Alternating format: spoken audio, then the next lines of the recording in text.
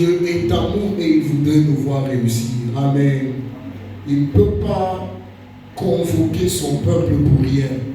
C'est lui qui nous inspire, c'est lui qui nous rassemble et c'est lui qui permet que nous puissions nous préparer afin que nous puissions bien affronter l'année. Alors nous sommes encore une fois dans le livre d'Ésaïe chapitre 58, le verset 11, nous prions comme hier et puis nous continuons avec nos enseignements.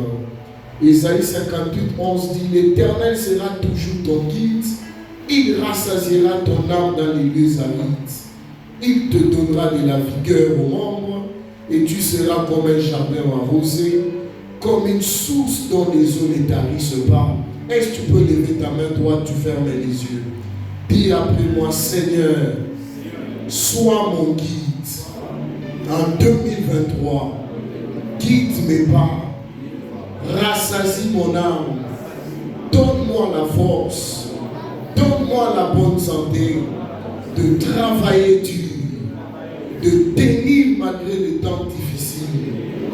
Arrose-moi comme un jardin, que les sources de mes finances ne manquent pas, que les sources de mon énergie ne manquent pas.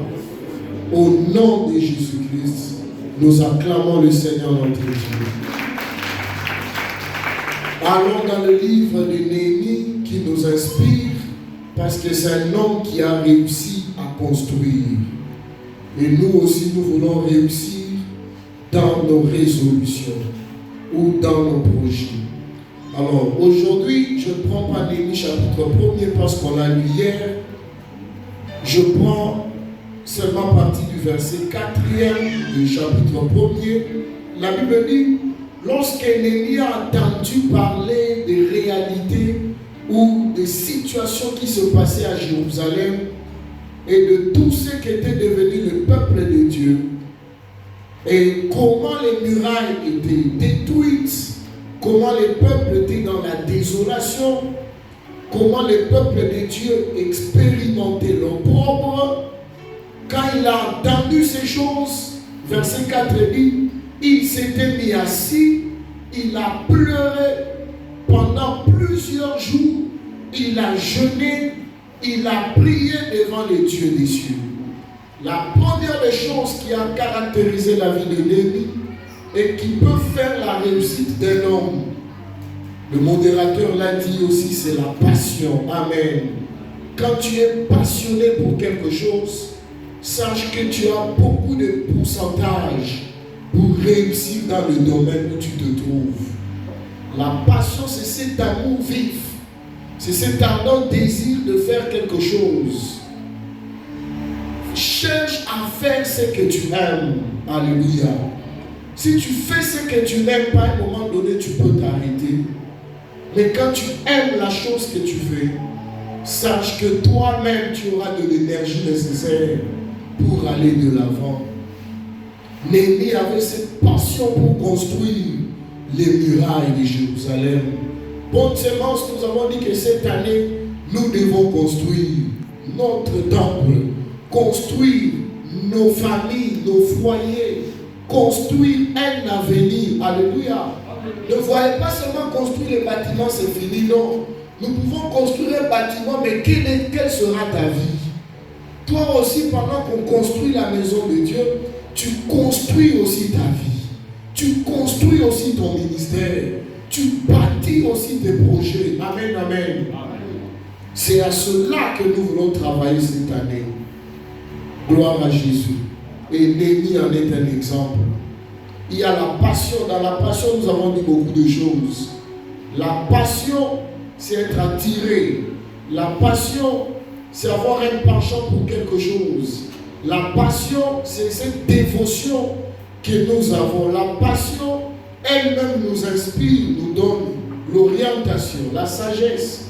Et nous sélectionne même les amis ou les partenaires pour notre marche. Et le meilleur exemple de la passion, c'est Jésus-Christ. Amen. C'est un homme qui avait la passion pour son appel. Il ne se laissait pas distraire par quoi que ce soit. Il ne se laissait pas attirer par quoi que ce soit. Mais il connaissait, il savait ce qu'il cherchait. Et il avait un objectif. et il a travaillé dessus.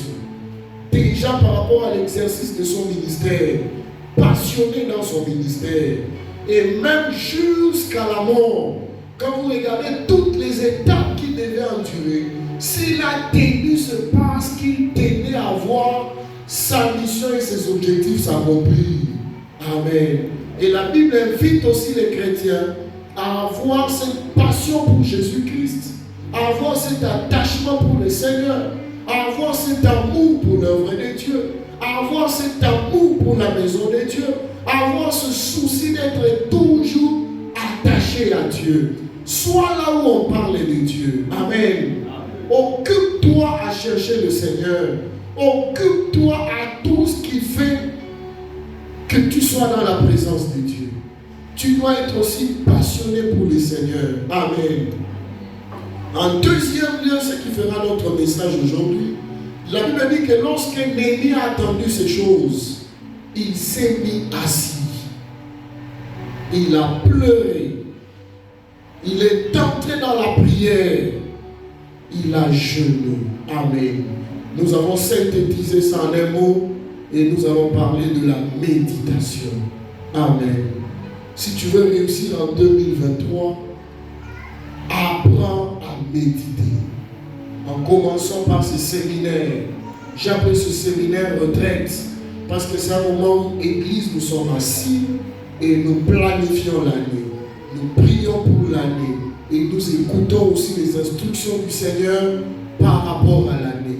Amen. Dans la vie, il ne faut pas toujours être debout. Parfois, il faut aussi s'asseoir. Quand je dis s'asseoir, c'est-à-dire que tu arrêtes toutes les activités et tu te mets d'abord. Amen. Alléluia. L'année passée, nous avons parlé de bâtir une tour. Le Seigneur dit quoi? Qui est celui qui, lorsqu'il veut bâtir une tour, commence d'abord par s'asseoir et calculer les dépenses? Cette année, nous ajoutons une autre dimension. On parle de s'asseoir, on parle de pleurer, on parle de la prière et on parle du jeûne. Ça devient ce qu'on appelle la méditation. Amen. Alors, dans la méditation, il y a trois éléments essentiels par rapport à la vie de Néhémie. Il y a d'abord la solitude. Ensuite, il y a les pleurs. Et vient aussi le jeûne et la prière. Commençons par la solitude. La solitude est un moment d'isolement. La solitude est un moment de retrait. La solitude est un moment où on est seul. Amen. Amen. Dieu a créé l'homme pour que nous puissions vivre en famille, en communauté, ensemble. La communion fraternelle est une bénédiction même. Mais vous allez voir que dans la Bible également, Dieu parfois lui-même envoie l'homme dans le désert pour parler à son cœur. Dieu lui-même permet des circonstances pour que l'homme soit seul. Amen. Toi-même, tu peux aussi choisir d'être seul. Dieu également peut provoquer des situations pour que tu sois seul. Ton mari peut aller en voyage pendant 1 mois, ou 2 semaines, ou 1 semaine, ou 3 jours, ou même 1 jour. C'est un moment où tu peux rester seul. Amen. Ta femme peut aller au deuil. Ça peut être un moment où si tu es seul. Ça peut être un moment de congé, ou peut-être vous vous retirez, toi et ton épouse. Vous vous isolez de tout le monde. Ça peut être un moment où tu es hospitalisé, tu es malade. Alléluia. Tu sais que parfois pour l'intérêt de ta destinée, Dieu peut faire que tu te retrouves isolé à l'hôpital. Amen. Parce qu'il te voit toujours debout. Tu n'as pas le temps de t'asseoir et réfléchir. Une situation peut arriver, tu es hospitalisé. Nous, ça peut nous déranger, notre soeur, notre frère est malade. Mais en réalité, Dieu veut que tu sois loin de toute activité. Et quand tu es seul à l'hôpital, rien à faire, qu'est-ce que tu commences à faire? Tu commences à méditer. Tu commences à réfléchir. Dieu peut même provoquer la prison. Une situation peut arriver, tu te retrouves en prison. Et ça peut être aussi un temps de méditation. Voilà pourquoi ça commence par la solitude. Néhémie était un homme occupé, mais quand il a pris la nouvelle, il a arrêté toute activité. Il s'est mis d'abord. Amen. Prends aussi le temps. Parce que l'année vient de commencer. Mets-toi. Amen. Amen, amen. Si tous les matins, quand tu te lèves, debout, tu sautes, tu commences à travailler, tu commences à agir. Même pendant cette semaine, quand tu te réveilles, si tu te réveilles toujours à 6 heures juste, réveille-toi même à 5h30, de manière particulière, pour avoir le temps de réfléchir, avant que tu t'engages à toute autre activité. Amen. Avant de dormir, avant la longueur de la journée ou la journée qui a été très active, prends le temps de t'asseoir et de méditer. 2022 vient de passer, oui. Maintenant c'est 2023. Qu'est-ce que je peux faire cette année? Où est-ce que ça n'a pas été avec Dieu? Où est-ce que ça n'a pas été avec mon mari? Où est-ce que ça n'a pas été avec ma femme? Où est-ce que ça n'a pas été avec les parents? Où est-ce que ça n'a pas été avec le boss? Où est-ce que ça n'a pas été avec l'église? Tu as le temps de méditer. Où est-ce que j'étais l'année passée spirituellement parlant? Où est-ce que je suis aujourd'hui spirituellement parlant? Et où est-ce que je compte arriver d'ici 2023 spirituellement parlant? Voilà pourquoi Dieu, lui, nous a créés pour être en famille. Mais il permet aussi que l'homme soit parfois seul. Car, retenez ceci, l'homme se forme dans la solitude. Tu es au milieu de plusieurs, ce que tu es réellement quand tu es seul. Alléluia. Tu produis au milieu de plusieurs, ce que tu as toujours semé quand tu es seul. Tu peux prétendre quand nous sommes tous là, mais le fait de vivre à tes côtés à un certain moment, à un certain niveau, nous allons réellement découvrir qui tu es en secret. Amen. Alléluia. Si tu es un productif en public, c'est-à-dire même quand tu es seul, tes pensées sont vaines. Amen, amen. Mais quand on sent qu'il y a un rendement, il y a des résultats, c'est-à-dire même quand tu es seul, tu travailles sur quelque chose, tu planifies quelque chose. Voilà pourquoi je dis, l'homme se forme dans la solitude. Qu'est-ce que tu fais quand tu es seul? Dans la solitude également, l'homme planifie efficacement sa vie. Pour soutenir ce que je dis, le message que je vous donne, je ne l'ai pas préparé quand vous tous vous étiez là. Amen. Je donne un message devant plusieurs parce que je préparais quand j'étais seul. Amen. Voilà aussi, l'homme se forme quand il est seul et il planifie efficacement sa vie quand il est seul. Néhémie a planifié la construction quand il était seul. Et il a apporté cela au roi. Il a apporté cela à ses compagnons. Et il a dit, lèvons-nous et bâtissons. Amen. Dieu également rencontre l'homme quand il est seul. Tu verras quand tu pars à la prière, tu es à la montagne, ou quand tu es concentré seul, Dieu vient te visiter. Quand tu dors, il te visite dans le rêve. Pourquoi? Parce que tu es loin de tout mouvement qui puisse être ambiant. Dans la solitude, l'homme prend un nouvel élan. C'est pour cela que l'homme blanc part en vacances. Mais l'homme noir, même quand il a congé, il reste toujours à la maison, au milieu des amis, de la famille, du quartier. Et quand tu reviens, tu es déjà épuisé mentalement. Même quand tu reprends le travail, les choses ne changent pas. Apprends aussi parfois à créer des moments de vacances. Amen. Tu te sépares à un moment donné, même pour 3 jours, où tu es loin de toute activité, où tu es loin de tout mouvement. Et quand tu reviens, tu es frais. Amen. Je vois Daniel est en train de rire parce qu'il vient de congé. Toi aussi, créer un congé, tu ne peux pas travailler tous les jours de l'année. À un moment donné, tu manqueras même l'inspiration. À un moment donné, tu manqueras même le zèle. Mais quand tu te retires et que tu reviens, tu es frais. Amen. Tu es frais, tu es endurant, tu es zélé, tu es motivé. Pourquoi? Parce que tu as pris du temps du repos. Vous allez voir les sportifs, même quand on suit un match de foot, c'est 90 minutes. Mais quand ils jouent 45 minutes, ils prennent une pause. N'est-ce pas? Et quand ils reviennent après 15 minutes, ils sont un peu plus forts. Et en Europe, dans les stades, ils se lavent même. Vous allez voir, il était entré avec une vareuse très sale. Mais quand ils reviennent, ils sont tout frais. Pourquoi certains se lavent, ils changent même de vareuse? Ils ont été là tout frais. Amen. Apprends aussi parfois à te retirer. Très important. La solitude aussi nous donne un nouveau souffle, je l'ai dit. La solitude peut être un remède. C'est-à-dire ça peut apporter des solutions.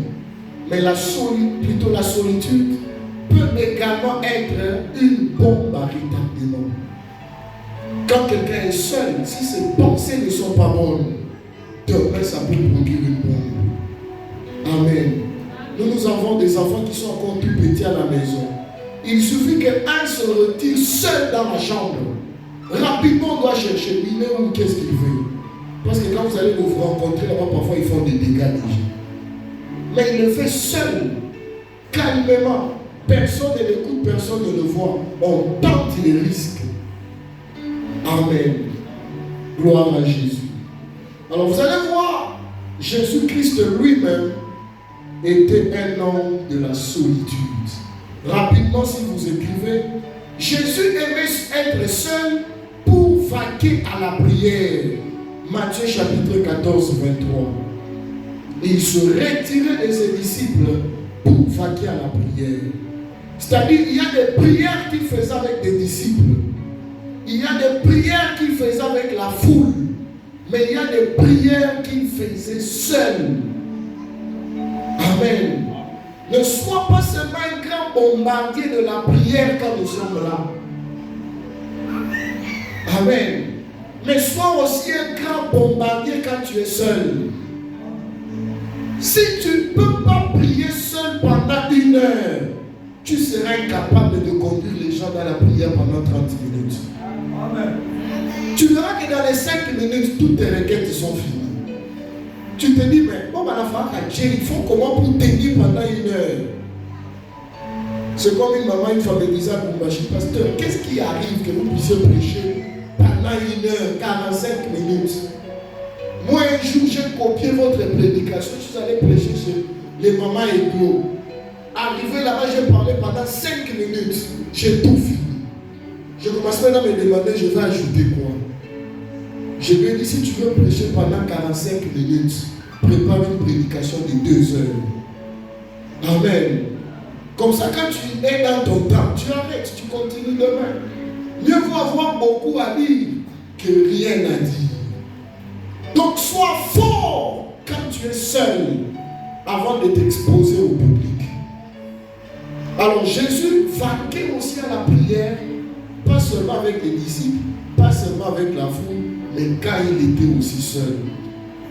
En deuxième lieu, c'est pour se relever de la gloire, pour expérimenter encore la gloire. Vous allez voir dans l'histoire de la transfiguration.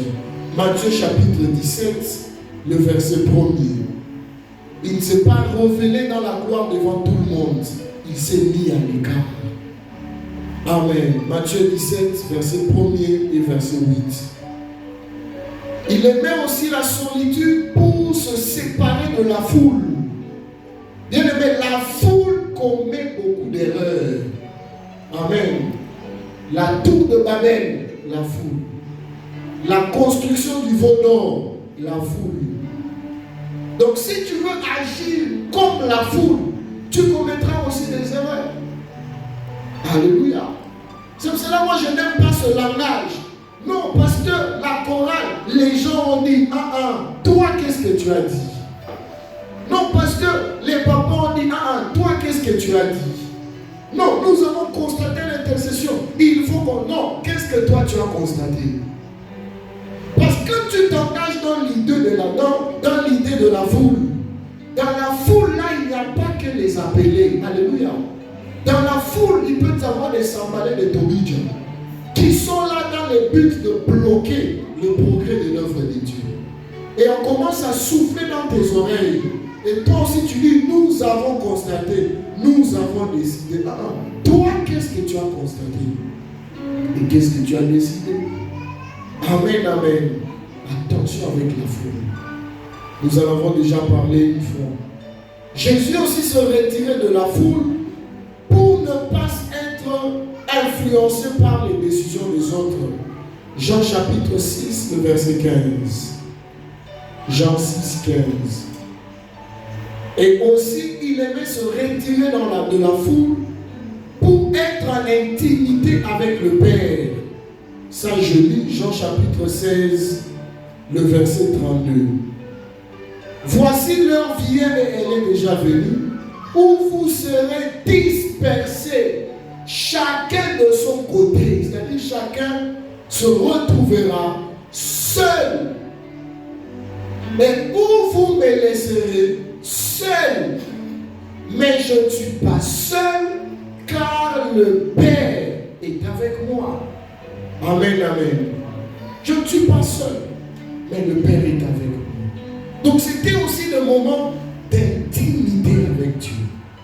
En 2023, n'aie pas les dieux de la foule, mais aie ton Dieu à toi. N'est pas un Dieu général de la bonne sémence. Non, à l'église, nous avons Dieu.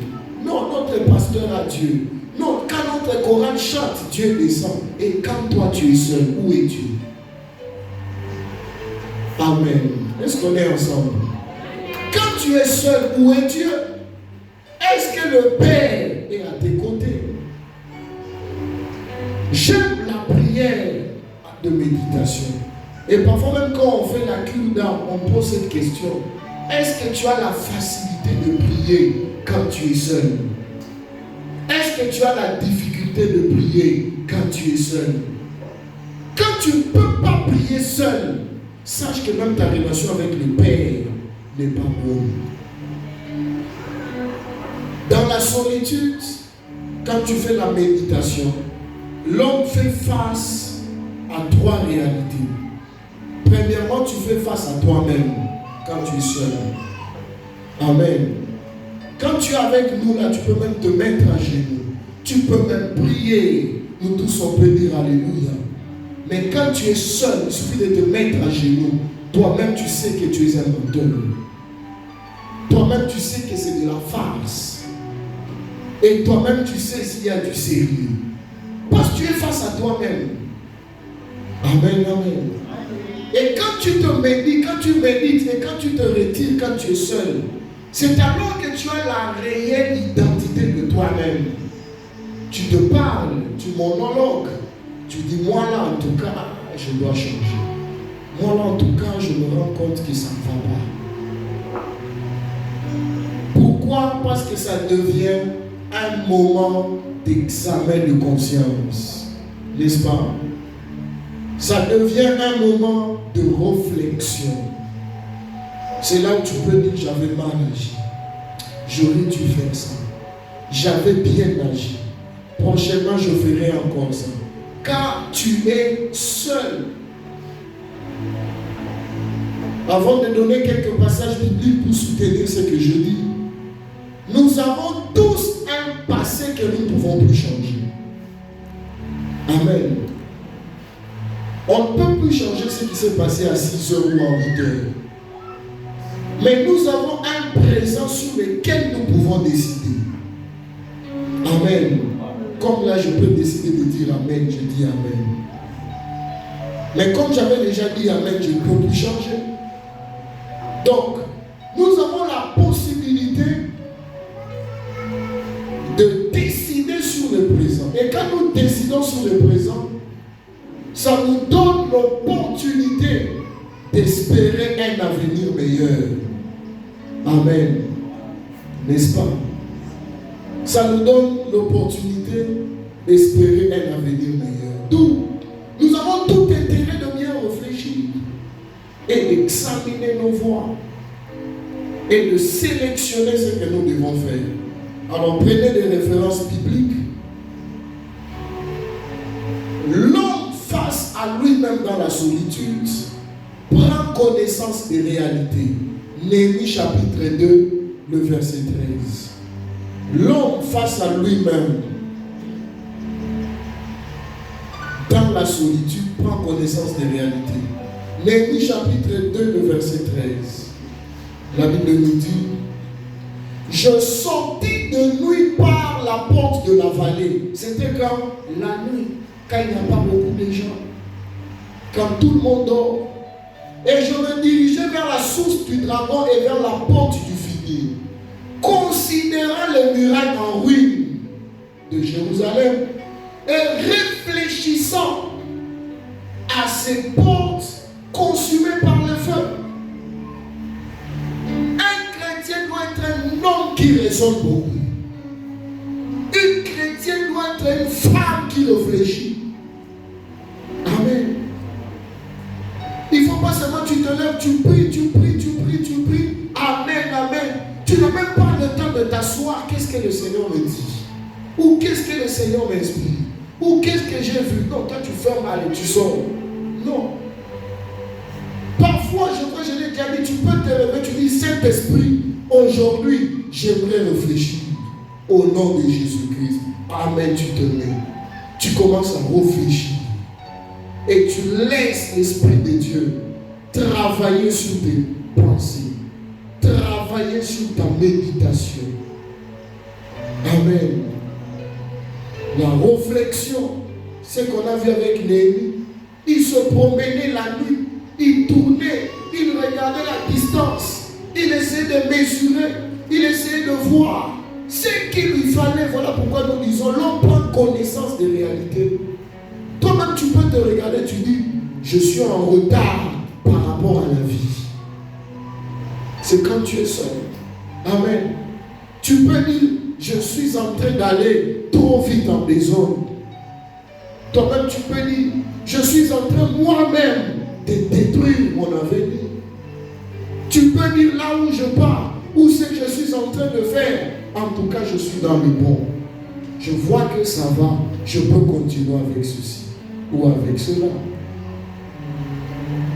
Dans des moments de solitude, l'homme apprend à être décisif.